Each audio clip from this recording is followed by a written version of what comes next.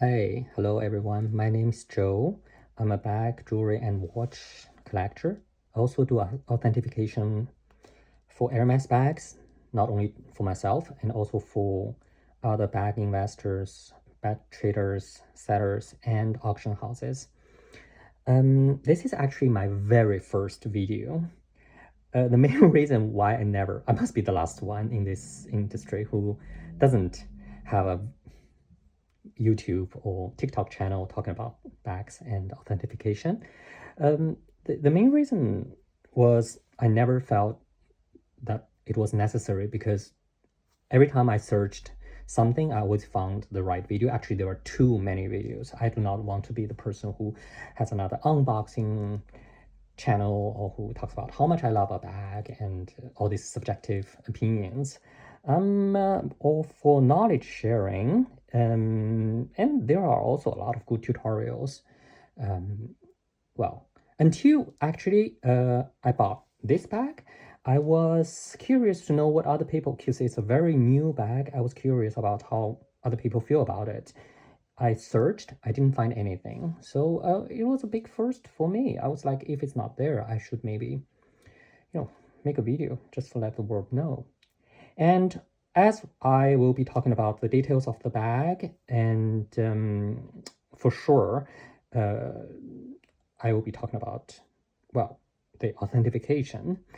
Um, Again, there are a lot of good tutorials. I don't have the pretension to make one better than the others, but I do think a lot of them are not very comprehensive and also quite misleading sometimes. So I will try to make it a pure knowledge-based and also more applicable tutorial. Well, as you see, there are two bags here. There are two bags here. I bought them all the past week. It was a very busy week. I don't normally buy so many bags. Well, of course, they cost a lot of money, but they were offered, so I got them in different stores, different locations. The second one is a much more normal classic bag. The first one is a new one. So I will be talking about this one today. But as you can see, actually, there are different ribbons. Maybe a lot of people never noticed this, but actually, mm, the SA, the sales assistant, can choose which ribbon they want to use. So the first thing about the Hermes that we buy, that we noticed, is the box, right? So the box is of this orange color. There's historical reason. The same thing about the yellow of Louis Vuitton or the green of Tiffany. There's very pragmatic reasons. I will be talking about this maybe in the future if I do decide to make a channel.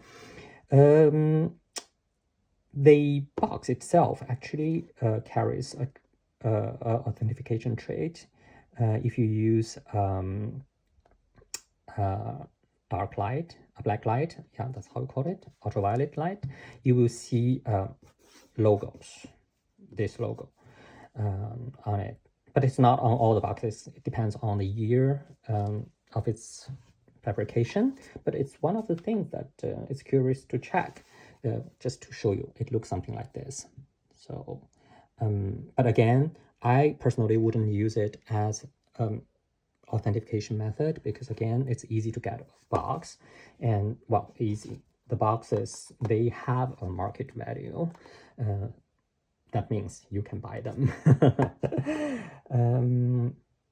Yeah, but you can actually study a bit the ribbon. You will see that it has this texture, and you can see how well they are made, all the details. Actually, on the box, it's the same thing. If I approach it, you can see it has a lot of details.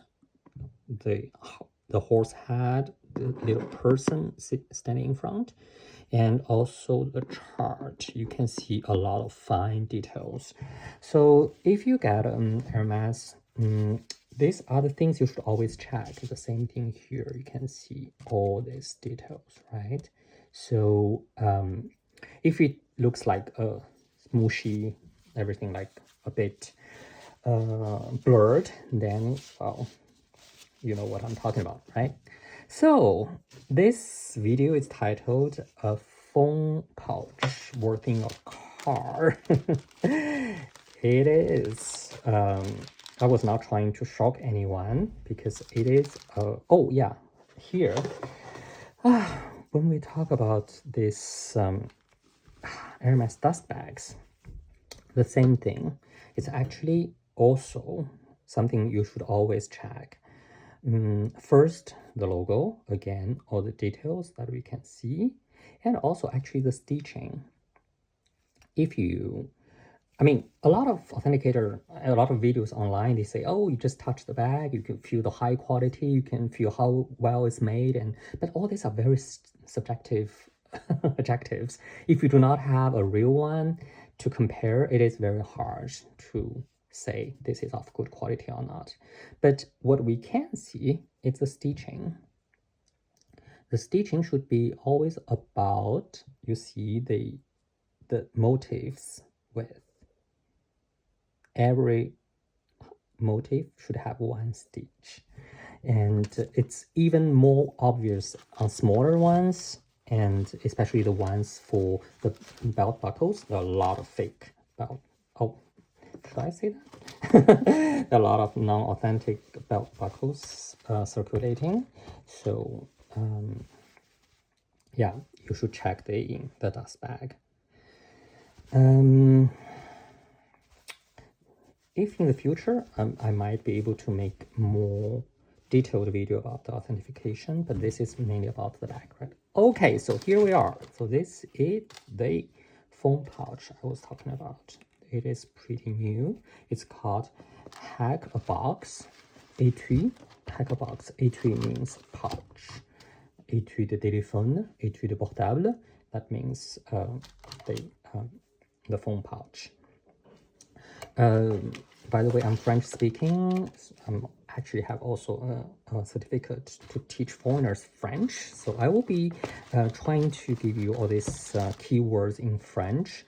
So I do feel it is necessary for anyone who's very interested in this in Hermes bags to know some of the keywords, so you can talk about the same thing when you're here in Europe. Well, so let's get rid of this.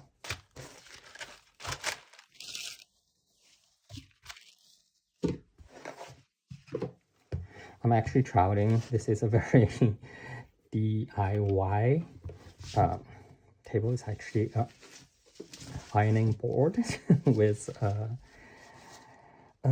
bed sheet on it. So okay, so this baby costs, what I said, a car. I said that because actually you can check online. In the United States, I think the price is $5,400 before tax. So you add the tax, about $6,000. I was reading an article about how they are trying to commercialize the cheap electric cars in Africa. It costs the same. And in Canada, it's available online, so it's $7,150. And in Asia, especially in China, it's widely available in different colors and different leather. They cost between 42,000 something to 48,000 something. So that's definitely a lot of money. If you count it back, it's about the same price as in the United States.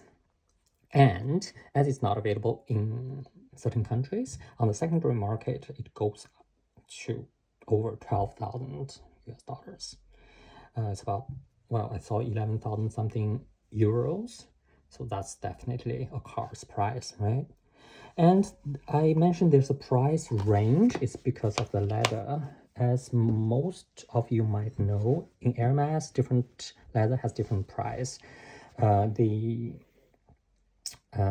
is Epsom. This is Epsom. Epsom tends to be cheaper because it's embossed leather. Or the other one, which I showed you in China, which costs 48,000 RMB, it's Tatlagt leather. It's cuir lisse, which means without grain. The reason behind it is because the embossed leather is actually modified surface, right? You can see. So Hermes can actually treat the surface. So the leather itself doesn't need to be perfect. All the non-treated leathers, they tend to be more expensive because you have to get rid of all the parts with, those are animals, so they have skin conditions, they might have scars. This is even more important for exotic leathers, especially species like crocodile, alligators. They are very aggressive animals, so during their lifespan, they might get into a fight and they might scratch themselves against a tree or something, so that would devaluate the leather. As Hermes absolutely choose the best leather available, so which explains the price difference. Okay, so coming back to the bag, the phone pouch. The model is called Hac box. So Hac actually stands for Haut à courroie, which means high on the belt. It's actually the first handbag model that Hermes was successful with. It's considered to be the mother of the Birkin. Everyone knows the story of Birkin, right? Oh, by the way, the French people, they don't call them. If you pronounce it in the French way, it would be Birkin, but no one says that. We all say Birkin because it's named after the British singer Jane Birkin, and she was very famous in France. So we respect her name pronunciation, but still it's going to be Birkin instead of Birkin. Well, so if you are curious about how a hack bag looks, you can definitely post a video and check yourself, but I will just very quickly show you. Actually, it looks something like this. Yeah. The difference between a Birkin and a hack is there are several differences. The first, the proportion is different. Hack is much taller, more vertical, and deeper, and the Birkin is more horizontal. But then when Jean-Paul Gaultier came into the realm of Hermes, he did a lot of variations of the Haut à courroie. So they had horizontal ones too. Another thing is the lock here. The Birkin one is it's a symmetric one with a hole in the middle, and the Haut à courroie one, you can see it's eccentric, the pivotal, and it's of this shape. And the metallic part of it, in French we call it agastillage. Agastillage is a complicated word. It actually means the metallic decorational part of a guitar, for example. It also means something in the yacht, the part over the water. It doesn't matter if you don't remember the word, because even a lot of French people, they don't know the word. You can also call it in French la bijouterie, which means the jewelry part, but the real word is agastillage. It's the agastillage of a hack is much bigger than the one of a Birkin. It's just chunkier. So I actually like this because you see when you close it, you actually close it like this, not like a Birkin, close it like this in the middle. I always found that a bit awkward. So let's open it. So this is the inside of it. You can see that there's actually a small detail which I find interesting. It's a piece of leather added here, so when it closes, it doesn't move too much. It doesn't go like this or like that so easily. I think this is very thoughtful. Okay, so a lot of authenticators, they actually are obsessed with the logo, the Hermes logo, how it looks. I don't know if you can see it very well here. And also the blind stamp on the accastillage, on the metallic part. I personally won't use this as a very strong authentication indicator because, again, even a lot of, even the authentic ones, they are, of course, with specific traits of this part. But if you really want to make one, well, you can scan it and you can make an identical one. So those are not the strong authentication factors. Actually, when it comes to authentication, a lot of people say, oh, you have a doubt over this bag's authentication, so authenticity, so just go to the local Hermes shop and get it authenticated. That doesn't work. It's a very common misunderstanding. People would think Hermes would do that. No, they don't do that. It's not their job, because the one that you'll be speaking to, they are the SAs, the sales assistant. In French, we call them les conseils de vente. The conseil, which means the advice, like sales advisors, they are there to advise your sales, not to authenticate your bags. And also in Hermes company, there's no authenticators. It's not a job like that, called that. Those ones who have the final words are the artisans, the craftsmen and the craftsmen. Well, I don't want any discussion on the political correctness of the semantics. I would say artisan, so even a lot of them are, of course, female. Just how the French language is actually among all the languages I speak, 4 of them have genders. So the rule is, if we're talking about both men and women, we just use the masculine form. If we're talking about someone that we don't know, we use the masculine form. So actually for artisan, for the artisan, the most important thing that they would observe is the making of the bag. It's not the leather used, it's not the metallic parts if it's from the same provider. Even that's quite hard to find the same provider, because the only thing counts for them is the making of the bag.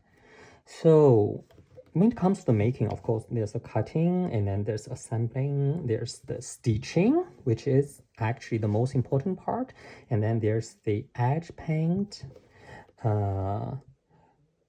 Yeah, so let's go to the this stitching. So another common misunderstanding about all these designer bags, especially Louis Vuitton and Hermes, especially Hermes, is they are all hand stitched. I think there are a lot of discussion about this. I was surprised that people don't know that. They are not fully hand stitched. Sometimes people play games with the word. What is hand stitch? For me, hand stitch is actually someone use hands with 2 needles because they do the saddle stitch. So without the help, assistance of automated machinery. Someone actually sent an email to the Hermes public communication asking about if their bags are all hand stitched. The answer was yes, because even they use machines, they're hand guided, of course, so they call it that. But if you talk to artisan, actually they're very transparent about it. They wouldn't say no, well, it's all hand stitched. They would say yes, we use machines, but certain parts are. This is a very expensive bag for the size, but the size in Hermes doesn't really indicate the price, right? But the reason why I bought it is because the high percentage of hand stitching in this bag. Please pay attention to this part, because that might be the best authentication method that you can learn. Look at here, all these stitches, this part, those are hand stitched. These parts parts, sorry, these parts, they are not. Can you see the difference? I'll give you a couple of seconds. Maybe a lot of you have already found the information online. The hand stitch's direction is different. It's left top to right bottom, so the left slant. The machine stitch is actually the contrary. It's the right slant, right top to left bottom, right top, left bottom. Sometimes it gets tricky when it's like the turning point, but you can still observe this. The end of the first stage, the beginning of the second stage, their relative positioning. This has been reviewed online, but another thing that people actually never talk about, no, I never found it, is actually how it looks on the back. Look at the back of the stitch. So here we can see that, oh, hold on, this is also hand stitched. No, this is not. No, this is not hand stitched. Yeah, this is another funny part. I will come to that later. Look at here. So I mentioned here is machine stitched, but if you look at the back of the stitching, it goes left top to right bottom. It goes to the left slant. This is because when it's machine stitched, actually it's a special machine developed by Hermes, so it's much better strands. It holds much better. It doesn't come off like in a row if a thread is broken. Well, so for the machine stitching, the two sides, they're different. We can see this part and this part. So this part, right slant, this part, the back, left slant. The machine stitching does this. When it comes to the hand stitching, unfortunately, I do not have the possibility of showing you here. They are actually both sides, the front and the back, left slant. So left top to the right bottom, because the inside of this you can't see. This is very easy to understand, because if you have done saddle stitch yourself, you would understand, because it's a symmetric thing. They do things like this. So they do cross. So if, oh, sorry, cross. So if you have on the front, left top, right bottom, left slant, on the back, you would have the same thing, right? So you can see this very easily on a Birkin bag, on the top of the Birkin bag, or a Hac bag. I will show you here. You can see it very well here. The front and the back would be all left slant.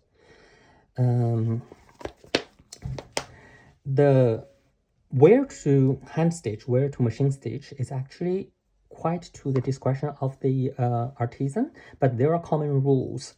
The rule is quite complicated, but it all comes to one word: tension. If it's a point of tension, then they would hand stitch it. If it's not, it's just decorative, they would machine stitch it.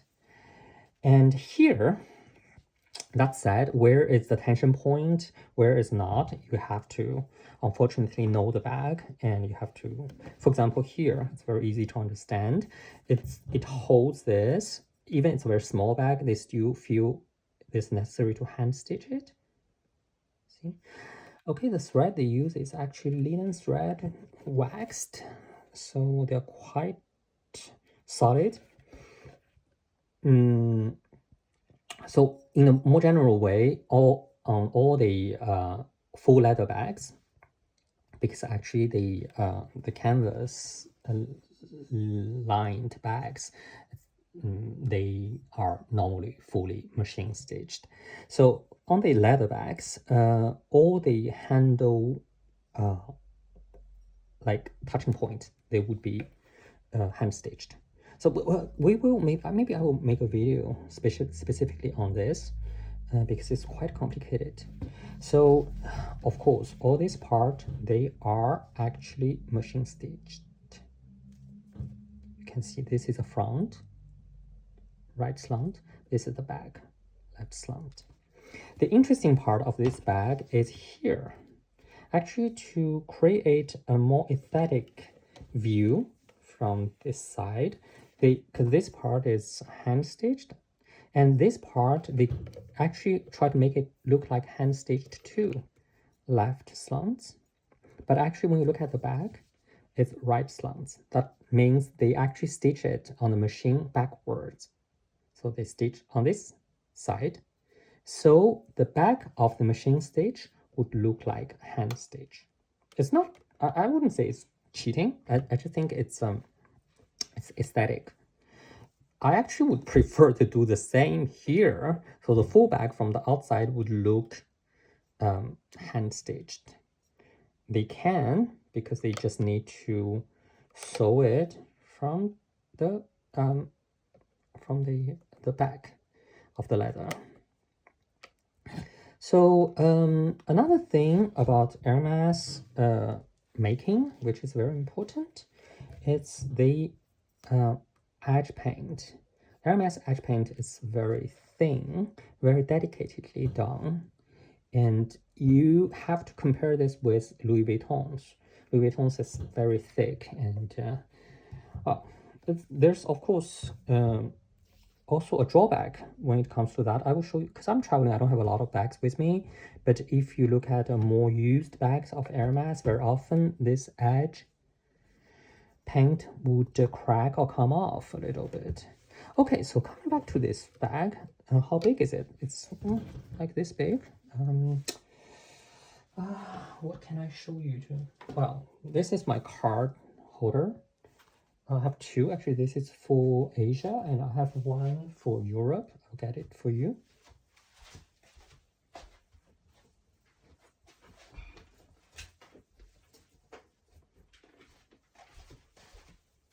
So this is the, so you can definitely put it in without problems. Oh yeah, the funny thing is I've been using it the past days. I don't really put my phone in it because I need my phone constantly in my hand. So I used it as a small pouch. I would put my card holder in it. I would put my battery bank in it. It goes in without problem. I would remove this. It goes in like this. I would put this in.